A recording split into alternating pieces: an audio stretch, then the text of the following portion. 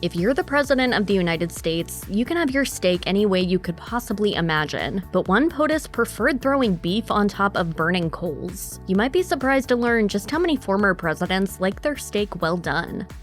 President Biden is a lover of local cooking, local to his native Wilmington, Delaware, and its surrounding areas, that is. One of those surrounding areas happens to be Philadelphia, so it's no surprise that Biden has been known to chow down on a Philly cheesesteak during his tenure as vice president and now as president. Just be sure to hold the onions. Biden's love of sandwich shops probably wasn't the reason Pennsylvania went blue in 2020, but ordering more casual foods could help the president avoid a repeat of his last food-related controversy.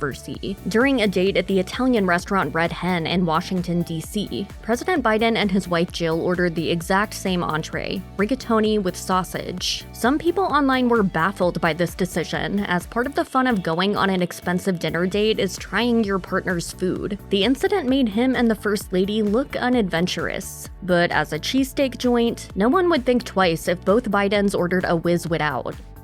If you ask Donald Trump, he'll tell you that he knows a thing or two about steaks. He used to sell them, after all. Believe me, I understand steaks. It's my favorite food, and these are the best. Even though you can't buy Trump steaks at the Sharper Image anymore, the 45th president is still known to enjoy a New York strip, well done and preferably with ketchup. That's a cardinal sin for foodies everywhere who tend to scoff at anyone who chooses to have their meat grilled past medium. Even that's pushing it. It's often said that to truly enjoy a slab of beef, you have to eat it rare or medium rare. Otherwise, it's a waste of perfectly good meat. It may not affect his policy stances, but many people believe that Trump's steak preferences are reason enough to not take him seriously. Those people might be surprised to find out that he's not the only modern president who doesn't like seeing pink.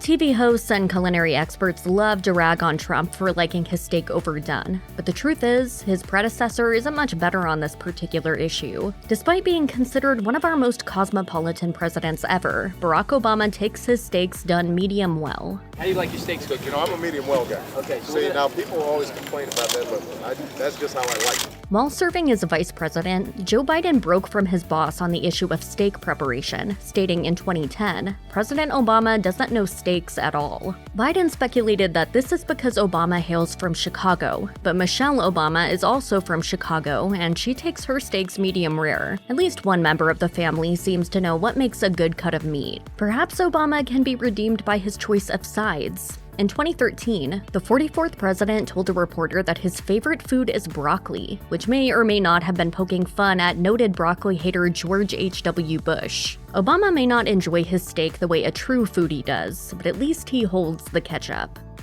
Like a true Southern country boy, George W. Bush's favorite type of steak is chicken fried with gravy. That is likely an inherited trait. As the story goes, when his father George H.W. Bush first arrived in Texas in the 1940s, he had no idea what a chicken fried steak was. He ordered it off a menu at a local restaurant, not knowing whether he'd be getting a chicken or a steak.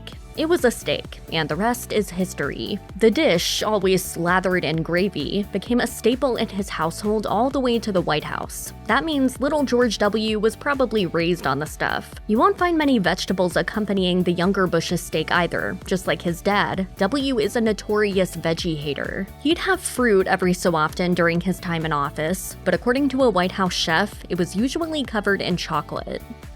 Bill Clinton's most famous culinary practice might have been his visits to McDonald's, a habit that may have contributed to his heart condition and forced him into veganism later in life. Back in the day, though, he could also put away a hefty porterhouse steak with béarnaise sauce and onion rings. Former White House chef Walter Scheib told ABC that even when he served the president a 24-ounce cut, his plate would always come back clean. But too much of a good thing isn't going to be much help when you've had quadruple bypass surgery. Clinton's health scare led him to go completely vegan in 2010, cutting out all meat, fish, dairy, and other animal products. His meals look a lot different than they did when he was in the White House, and his appetite for massive cuts of meat seems to have disappeared entirely. In 2011, he told Politico, "About once a year I have one bite of steak, and I don't want it anymore." I like the stuff I eat. I like the vegetables, the fruits, the beans, the stuff I eat now I like.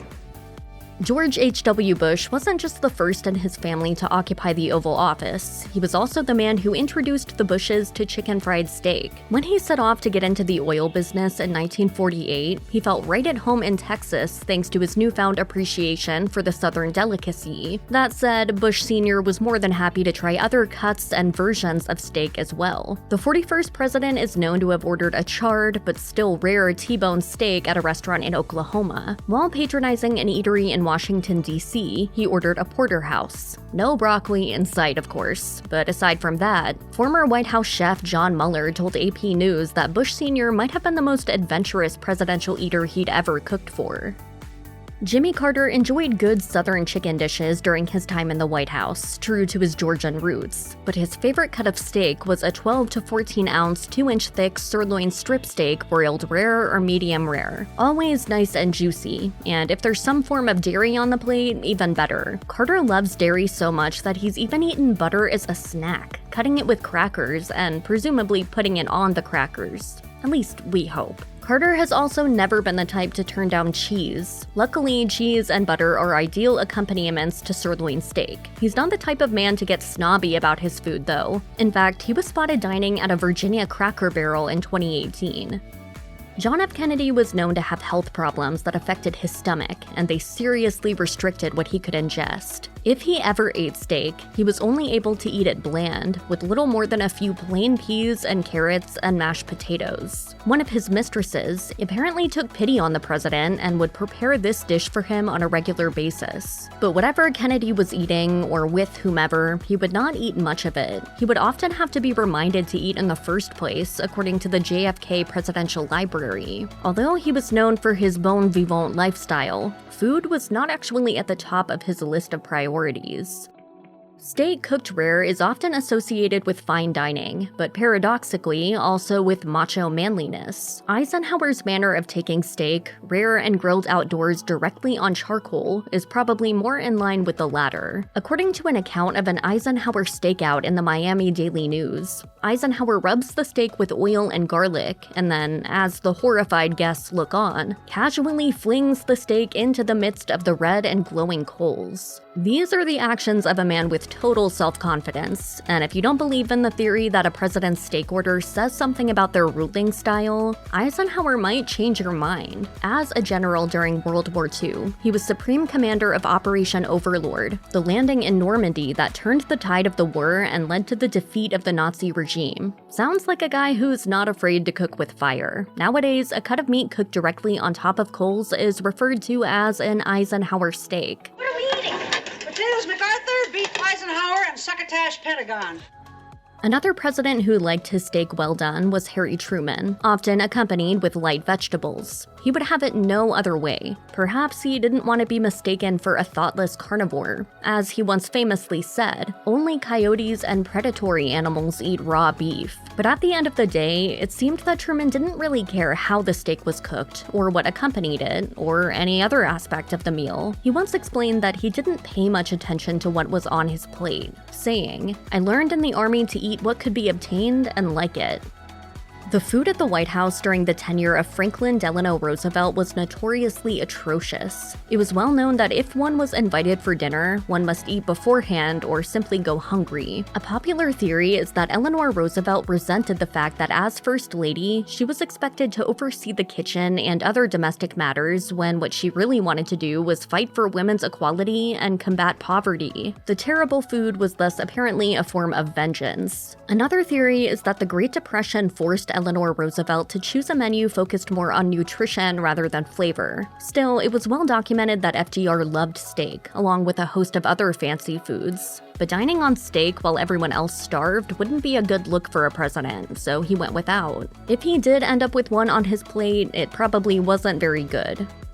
The eating habits of President William Howard Taft were remarkable. The man could house a 12-inch steak for breakfast nearly every day of the year, and that was just the beginning. After breakfast, he often had another steak for lunch and one for dinner for good measure. If there were more meals in the day, there's no doubt Taft would have filled them with steak. A recipe for Taft steak even appeared in the Washington Post in 1935. It called for a good T-bone, sirloin, or tenderloin to be broiled and topped with butter. Taft didn't didn't hold back when it came to sides either. He accompanied his morning steaks with oranges, buttered toast, and copious amounts of coffee with milk and sugar. During another meal that featured venison, he enjoyed the game with partridge, hot rolls, more partridge, bacon, waffles with syrup, and even more venison. Needless to say, Taft was almost certainly the biggest eater to ever occupy the Oval Office. I challenge President Taft here to a pie-eating contest. You're on, Skinny!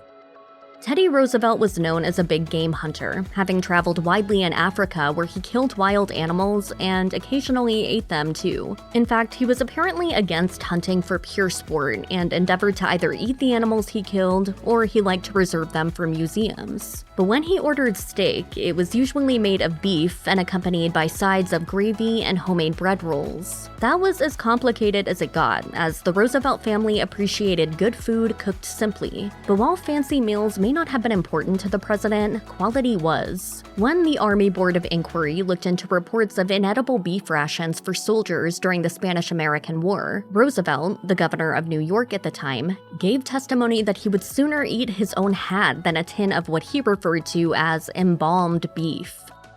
In a Thomas Jefferson meal, the meat was never the main attraction. When he did eat steak, he had it in small portions and surrounded by vegetables, often those from his own garden at his Monticello estate in Virginia. He even went so far as to call meat a condiment to his vegetables. In fact, he had as many as 330 varieties of vegetables and herbs, so he would have had to fill his plate with them if he hoped to try each plant within a year's time. He also had 170 varieties of fruit, some of which included European grapes with which he hoped to make wine but never quite succeeded. This didn't stop him from enjoying plenty of other kinds of wine, with or without his steaks and vegetables. Given the amount of time Jefferson spent on his ingredients, he might just be America's first foodie.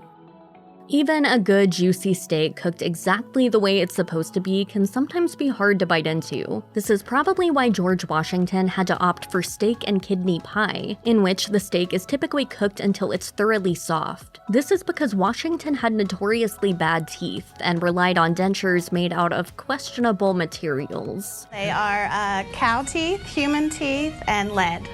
Wait, he had lead? He did. Inside his mouth? He did. Washington struggled with his teeth for many years, probably beginning with his time in the French and Indian War, where he had his teeth extracted and went on toothbrush shopping sprees. The effort did not pay off, and Washington continued to struggle with tooth pain for the rest of his life, often having to settle for soft foods. That didn't make the man himself soft by any means, though. One doesn't need a hefty steak to be able to lead victorious armies against British invaders.